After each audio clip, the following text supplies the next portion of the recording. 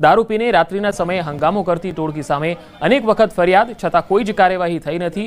તેથી આખરે લોકો સમૂહમાં બી ડિવિઝન પોલીસ મથકે રજૂઆત કરવા પહોંચ્યા। સ્થાનિકોના કહેવા મુજબ 2 દિવસ પહેલા એક યુવક પર છરીથી હુમલો પણ કરવામાં આવ્યો, છતાં પોલીસ દ્વારા કોઈ પગલું લેવામાં આવ્યું નથી। લોકોની માંગ છે કે આવા અસામાજિક તત્વો સામે કડક કાર્યવાહી થાય।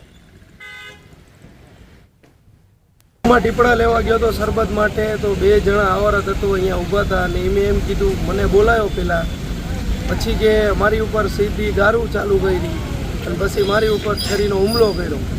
એ રાત્રે 2:30-3 વાગ્યા સુધી મસ્જિદ ચોકમાં અને ગલીઓમાં દારૂની મહેફિલો જમાવે છે અને વિસ્તારના યુવાનો ગરીબ મજૂર વર્ગના લોકોને ધાક ધમકી અને દબાવે છે। લોકોના ઘરના બાયણા પર ધોકા રાત્રે મારે છે। ગુરુવારની રાત્રે 9:30 થી 9:30ની વચ્ચે અમારે અહીંયા મસ્જિદે પ્રોગ્રામ હતો, ત્યારે દારૂ પીવા બેઠો હતો ને ગાળો બોલતો હતો। અમારા વિસ્તારના નવાજ લાખાણીએ એને ટોયકો આ બાબતમાં કે દારૂ પીને ગાળો બોલમાં, તો એની ઉપર છરીના 3 વાર કર્યા, પણ એ છોકરો બચી ગયો।